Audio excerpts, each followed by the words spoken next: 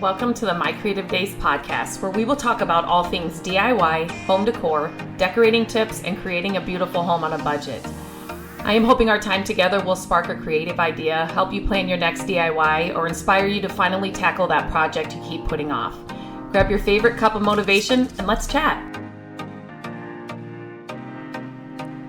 Hello and welcome back to the podcast. Today I'm going to talk about flipping furniture, one of my favorite topics, and actually this is coming from a comment I received on social media, and I don't think it was a negative comment, but it's something that I've been asked in different ways over the years from people that want to start flipping furniture or just wondering about pieces just for their own home, who want to make money doing it. So across the board, this is in some capacity, I've gotten this question. And so, there are so many, let me just preface this by saying every time that I share a furniture flip, a flip piece of furniture, on, Instagram or Facebook or, whatever, I always get, you always get those people that are like, oh, you just ruined this piece. And, which is so funny coming from somebody that I am rescuing pieces that are,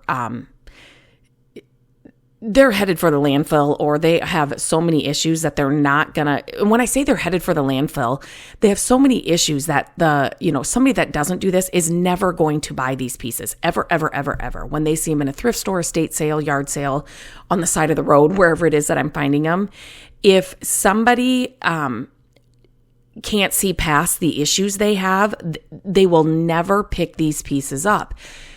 And those are the pieces that I'm picking up because usually, for somebody, I've been doing this for over 20 years and those pieces still have, a lot of potential, and I can fix the things that, somebody that maybe hasn't done this for a long time, thinks is a big issue. It might not really be a big issue.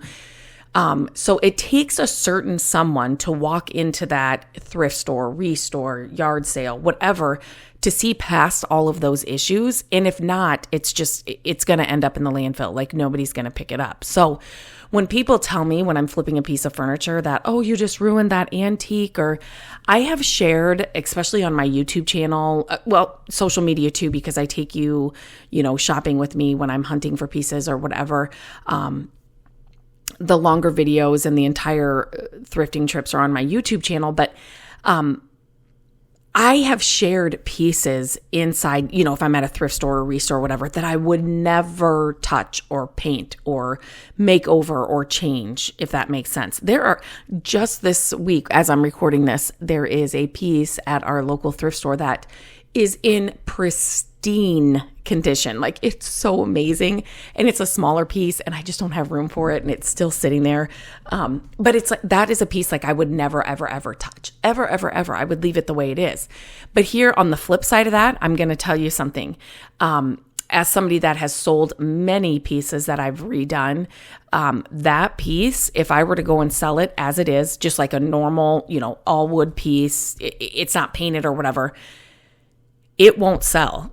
If I added paint to it, it would sell. I would never add paint to it, but I'm just saying it's just when people leave those comments, I just wish they knew the full story. Like, don't just throw that out there because it's not a one size fits all, like anything, right? But especially flipping furniture, like it's not a one size fits all. And here's why I picked it up and here's why I flipped it. And I don't feel like I have to, prove myself or, tell the story to everybody that leaves those comments. But I just like to say, like, this is what it is. And, there, some pieces you flip, some pieces you don't, right? So I kind of got a question that was, so in the past I've got questions like, when should I start flipping furniture? Like, should I wait for my kids to be older? Should I, my kids are just babies right now. When am I going to have time? Why should I flip furniture? Do I have to have a workshop that's heated and cooled to flip furniture? And, so it's kind of like a where, when, why? And so today I wanted to talk about the benefits of flipping furniture because there are so many that I think, if you've thought about doing this for your home, to make money, there's so many good benefits. And it couldn't have come at a better time for me to like, and maybe that's why it kind of resonated with me a little bit more this time when I got this comment question, is because I have been searching for furniture, for our home, for different areas in our home. And I have been to I have been to furniture stores. I've been to like, a TJ Maxx, a Home Goods. I've looked online. You just cannot buy furniture like they used to make it anymore. It's hard. It's really hard if you just want to head out to a store and buy it. So that I love to use older pieces, real wood pieces, pieces that were made really well back in the day, because I know it's a good investment. So I just thought I'd share a couple of, what do I have here? 5 benefits of flipping furniture. And, I just hope it encourages you to either think about buying from somebody that's flipped furniture, think about maybe heading out and finding a piece to flip on your own. But there's so many benefits. Number one, the potential profit that you can make from flipping furniture. That is something that I learned after I started flipping furniture for our first home, because our budget would not allow me to buy new. So I had to get creative, and flipping furniture was how I furnished our home. And then it quickly snowballed into friends and family. Can you paint this? Wait, that piece you just did, can I buy that? And then I started selling pieces on the side. And now I teach people how to grow a business flipping furniture. So it's kind of just like evolved into this thing. But I know nurses and teachers and that have left their full-time jobs, and they're making more money flipping furniture. So there is a huge potential for profit in flipping furniture. There are people that do it I coach people that do it as a side hustle. I coach people that don't want to work 40 hours a week. They just want to put, like 20 hours a week into it. I have people that want to go all the way, and they're working, making it a full-time. That is their 40-hour work week. So there's a broad range of, I have had people that want to pay off just, like it's a college loan they want to pay off. I've had moms who want to just pay for like ballet lessons or soccer lessons, or just contribute a little bit. It might be a stay-at-home mom that's looking for a creative outlet and just wants to add to the family budget. Maybe it's just to pay for groceries and gas right now. I've had college students that want extra money. They are flipping furniture. Like, it's so much fun to me. Retired people. I'm amazed at the amount of retired people that have reached out to me to flip furniture and just to make some, extra side money and fun money. But it goes beyond that. It's not just a little bit of, $100 here and there. Like, you can really make, some money flipping furniture. So that's number one.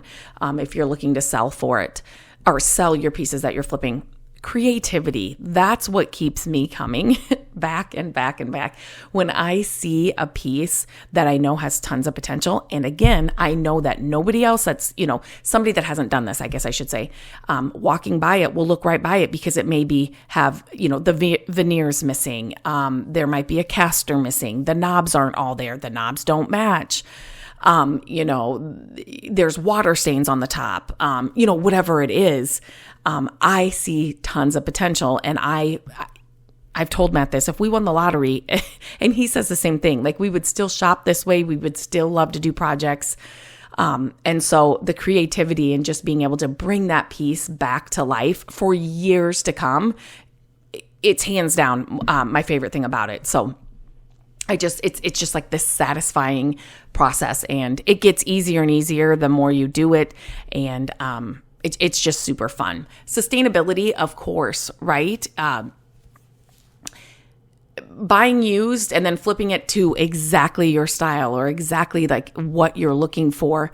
It reduces the demand of new furniture, right? And so it conserves resources, reduces waste. Like, it's a huge, sustainability is a huge thing for flipping furniture and finding pieces that way instead of buying new, which kind of, I love that about it. Like, it's not, without even thinking about it, it does do that. It's, but I just wish more and more pieces could be saved from the landfill.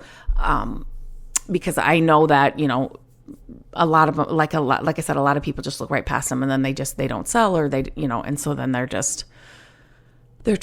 So personalization, I kind of talked about that.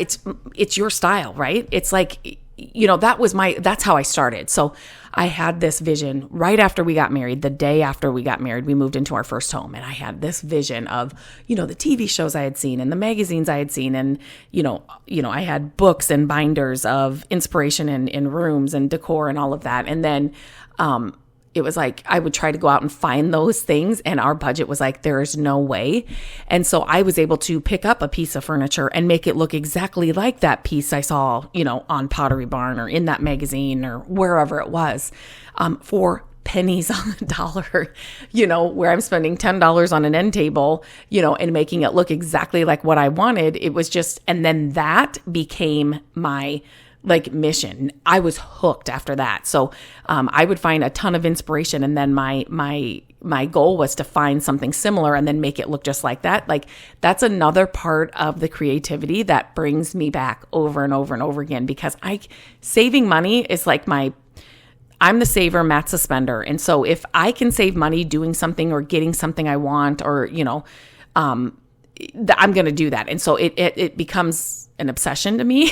And so being able to get the exact style, the exact look, personalizing it just to fit our home and our style for so much less, sign me up. That is where I just love that. So, and then the last one here is the learning experience that you come away with. So I think I've stated here before, when I first met Matt and we were dating, and even when we got married, he had never picked up a tool. When I say that, you guys, I'm not exaggerating. And so he didn't know how to swing a hammer right, didn't know how to use a drill, none of the things. I grew up with a dad who was in construction all his life. And so when my dad would come over to help us do things, he's like, oh my gosh, he doesn't even know how to hold or swing a hammer right. And so through flipping furniture and our other DIY projects that I share everywhere, we have learned so much that, a lot of things now, we're now flipping homes on our own. And so we've learned so much, and that knowledge and that learning experience is priceless. Every flip, every DIY project that we've ever done, even now, we learn something new, or we figure out a faster way to do it, or we figure out a better way to do it, or it's just this entire learning experience that's fun. When your kids are smaller or younger and you're kind of teaching them all the things, you try to come up with fun ways for them to be learning where they don't even, know they're learning or think they're learning. And so DIY for us and flipping furniture is that. Every project is different, and every project we learn something new. We come away with a hack or a tip or a technique or something that's just it keeps us coming back to it. That's something that Matt and I, we love to figure it out. We love to, push ourselves a little bit. Do you think we could do this with this piece? Or, you know what I mean? This piece now needs a whole new top. This piece now needs a whole new drawer. This piece now so in the beginning, we would have never picked up those pieces. But now it's like, oh, okay, that's all it needs. Okay, we'll do that. Just because we've learned so much just by doing. So, that's another great part and benefit of flipping furniture. So I love receiving questions, comments, here through email, on social media, and some of these things, they're just good topics to talk about. I get them, like I said, in this question and this topic, itself, I get in kind of some different way, across the board. So, and since I've been shopping for furniture and I keep telling Matt, oh my gosh, it was actually a dresser we were thinking about for Gabrielle's room. I'm like, this is why you flip furniture. It's just been right now recent in my mind. And so her art area, we're trying to do that over. And so we were thinking about some drawer options, and I'm like, I'll just go ahead and find a vanity and I'll cut the middle, and then we'll just use the two sides. And because